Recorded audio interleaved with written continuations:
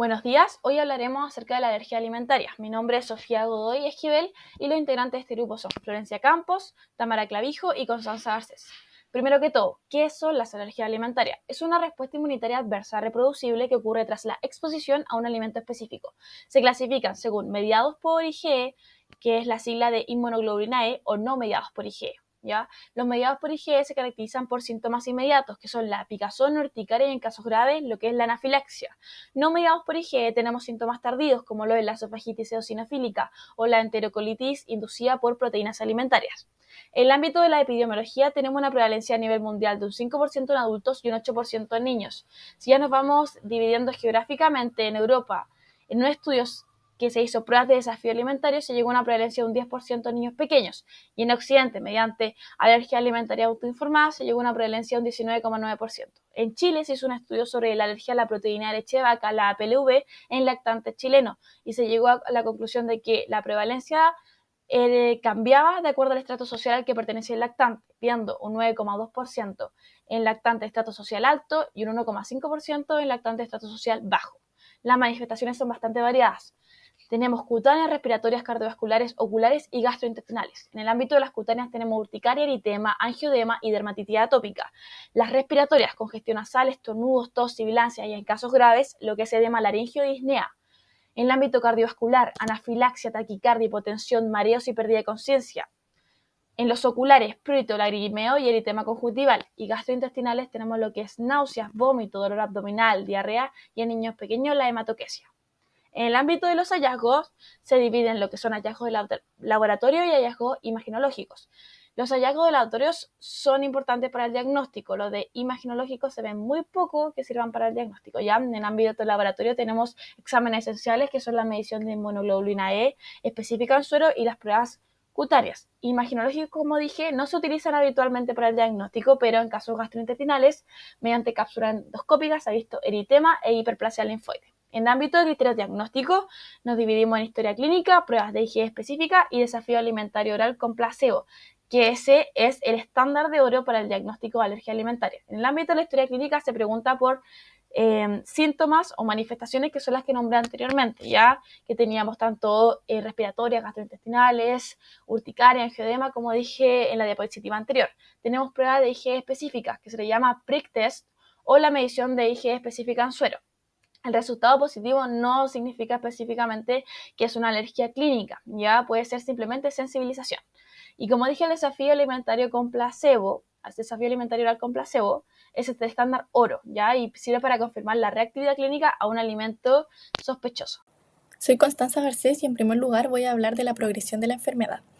Esta inicia con factores ambientales y daño en la barrera epitelial que van a permitir que una exposición al antígeno genere pérdida de la tolerancia inmune y sensibilización que finalmente va a llevar a las reacciones alérgicas.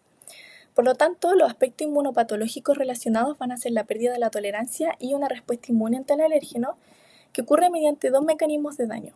Del primero que vamos a hablar es el mecanismo de daño tipo 1 que está mediado por la inmunoglobulina E.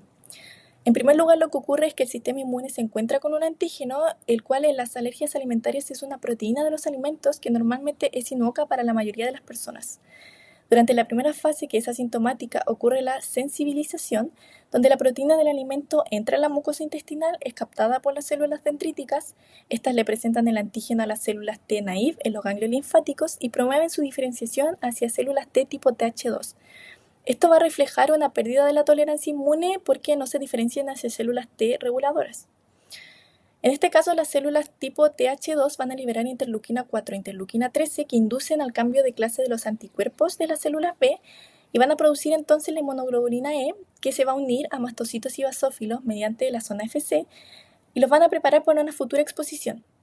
Ahí es donde ocurre la fase 2, que es la efectora, cuando el mismo antígeno ingrese nuevamente al cuerpo y los mastocitos se van a degranular y van a liberar histamina de manera inmediata, provocando vasodilatación y constricción del músculo liso.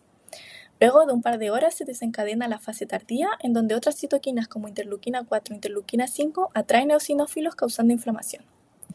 En algunos casos puede ocurrir una reactividad cruzada en donde las proteínas que ingresan vía respiratoria son presentadas como alérgenos y luego proteínas de verduras y frutas generan reacción debido a su similitud estructural. En cuanto al segundo mecanismo de daño relacionado es el mecanismo de daño tipo 4B, que está relacionado con alergias alimentarias en fase crónica y es independiente de inmunoglobulina E, ya que está mediado principalmente por células T tipo Th2, que son activadas por estas células dendríticas luego de que el antígeno entra en mayor cantidad o que la barrera epitelial intestinal está dañada. Entonces, estas células que se diferenciaron a Th2 van a liberar interleuquina 4, interleuquina 5 e interleuquina 13, que activan mastocitos, eosinófilos y basófilos que van a construir una inflamación crónica. Adicionalmente, el epitelio libera citoquinas como interleuquina 25, interleuquina 33 y linfopoyetina estrómica tímica, que van a reforzar esta actividad de la Th2 y atraen eosinófilos hacia tejidos, perpetuando la inflamación y el daño. Este mecanismo es clave en alergias alimentarias crónicas, como dije, y por lo tanto ha ocurrido las reacciones alérgicas a antígenos alimentarios. Bueno, mi nombre es Tamara Clavijo, yo voy a hablar sobre la tolerancia inmunológica. Primero nos debemos situar en una barrera epitelial intestinal, en donde vamos a encontrar una serie de células, como las células Goblet, que van a producir mucus, las células M, que esas son las que más nos importan en este caso, porque va a capturar los alérgenos alimentarios que están representados en azul, en pelotitas azules, y van a capturarlos a través de un proceso denominado transcitosis. Luego de que la hayan traspasado a través del lumen intestinal, van a ser capturadas por las células dendríticas, que luego estas van a viajar a través de la linfa hacia los linfonodos mesentéricos. En los linfonodos mesentéricos se van a activar los linfocitos T naive y luego se van a diferenciar con ayuda de las TGF-beta y el ácido retinoico. Luego, estas moléculas van a hacer que se diferencien en células T reguladoras, para que después puedan proliferar y se crea un sistema de retroalimentación positivo, por así decirlo, con ayuda de la IL-10 y la TGF-beta, que estas moléculas van a ayudar a reducir la respuesta inflamatoria ante algún daño y que se realice una respuesta exagerada. Así que va a disminuir la actividad de los mastocitos para tener así una homeostasis intestinal. Bueno, voy a hablar sobre las posibles alteraciones cuando entramos ya en lo que se afecta en la tolerancia y tenemos la disfunción de la barrera epitelial. Y bueno, el daño en esta barrera permite la entrada de los alérgenos y activa respuesta inflamatoria de tipo 2. También los factores ambientales pueden comprometer la barrera. Tenemos también la TSLP, IL-33, IL-25, que son liberadas por células epiteliales dañadas. Y estas citoquinas, a su vez, inician una cascada de inflamación que ayuda a exacerbar la sensibilización alérgica.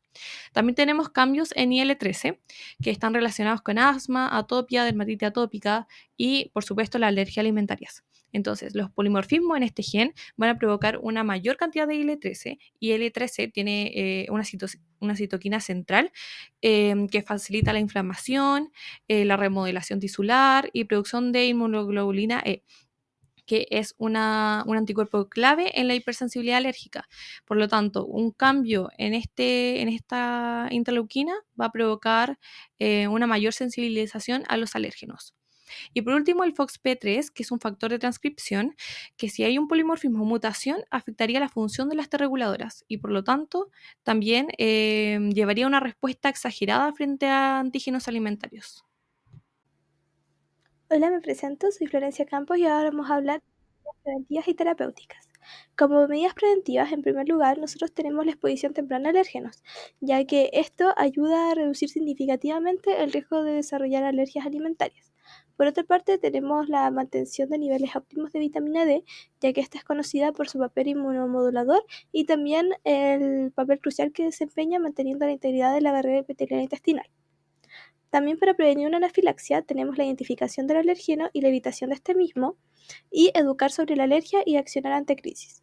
Con medidas terapéuticas hay que entender que no existe un tratamiento curativo para las alergias alimentarias, por lo que la terapia se va a basar en la evitación estricta de los alérgenos identificados y el tratamiento inmediato con adrenalina si es que ocurre una anafilaxia, ya que esta va a revertir síntomas críticos como edema, prurito, broncoespasmo, hipotensión, entre otros.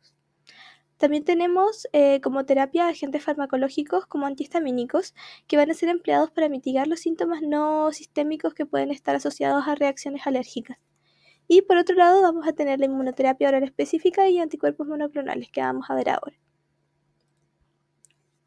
Por un lado nosotros tenemos la inmunoterapia oral específica. Entendamos esto como la administración gradual y creciente del alérgeno que va a producir una desestabilización del sistema inmune y una reducción de las reacciones alérgicas al alérgeno específico. Lo que busca la inmunoterapia es disminuir la respuesta de los fagocitos y los basófilos mediadas por IgG. Sin embargo, como nosotros estamos dando el alérgeno, esto también va a tener algo adverso, que va a ser también riesgosa y va a provocar síntomas como gastrointestinales, náuseas, vómitos, reacciones cutáneas y también anafilaxia en casos más graves.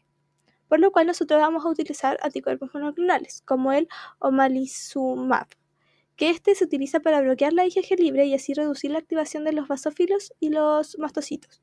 Y esto va a reducir las reacciones alérgicas graves que pueden ocurrir durante este proceso de sensibilización. Y así, al reducir la cantidad de IgG disponible para unirse a los receptores celulares, los anticuerpos monoclonales mejoran la seguridad y la eficacia de la inmunoterapia oral. Como conclusión, nosotros sabemos que las alergias alimentarias son reacciones inmunológicas anormales, mediadas por IgG. Tras la sensibilización inicial, la reexposición que nosotros tendremos al alérgeno va a desencadenar la liberación de histamina y citoquinas proinflamatorias, lo que puede llegar a ser mortal, produciendo una anafilaxia. Hay diversos tipos de alteraciones que pueden causarla y por eso se debe investigar bien la causa y realizar exámenes de prevención. Como ya dijimos, no hay un tratamiento definitivo, pero se controla mediante la evitación del alérgeno, el uso de adrenalina en caso de anafilaxia e inmunoterapia oral. Esta es nuestra bibliografía. Muchas gracias por su atención.